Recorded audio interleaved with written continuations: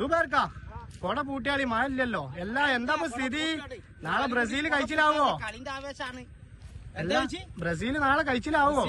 കോസ്റ്റോറിക്കുമായിട്ട് ഇപ്പൊ ഗോൾ രഹിത സമനില പിരിഞ്ഞതാണല്ലോ. അപ്പൊ ബ്രസീലിന്റെ ആരാധകർക്ക് ടെൻഷനാണ്.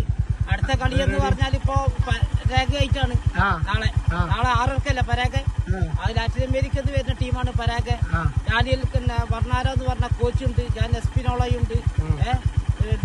നല്ല ടീമാണ്. പക്ഷെ പറഞ്ഞിട്ട് ജൂലിയർ അലംസോയുണ്ട്. എന്നാലും ബ്രസീലിനെ സംബന്ധിച്ചിടത്തോളം റെഡിബോൾ ജൂലിയർ എന്ന് പറഞ്ഞ കോച്ചാണ് ഇപ്പൊ ബ്രസീലിന്റെ കോച്ച്.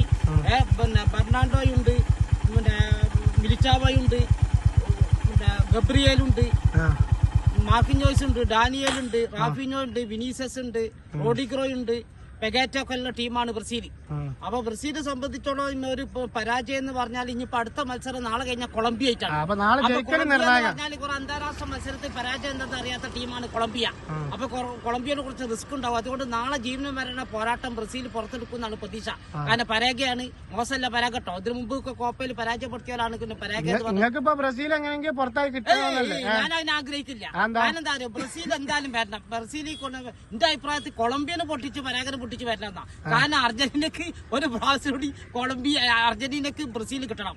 അങ്ങനെ ബ്രസീൽ കിട്ടിയിട്ട് ഫൈനലിൽ കഴിഞ്ഞ പ്രാവശ്യം എഡൈസന്റെ മോളൂടെ മരിയ കോരിറ്റൊക്കെ നമ്മളെല്ലാം പറഞ്ഞില്ലല്ലോ.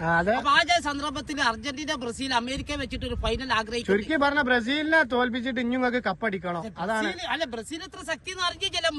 അർജന്റീന എത്ര ശക്തി ഉണ്ട്, ബ്രസീൽ എത്ര ശക്തി ഉണ്ട് അറിഞ്ഞില്ല ആരാധകർക്ക്.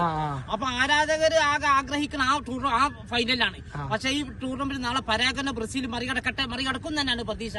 അങ്ങനെ മറികടന്നിട്ട് യഥാർത്ഥ ഒരു പോരാട്ടത്തിൽ ഫൈനൽ നമ്മൾ കൊളംബിയ ആയിട്ടല്ലേ ഫൈനൽ നമ്മൾ രണ്ടു കൂട്ടരും വരട്ടെ നമുക്ക് പറയാം.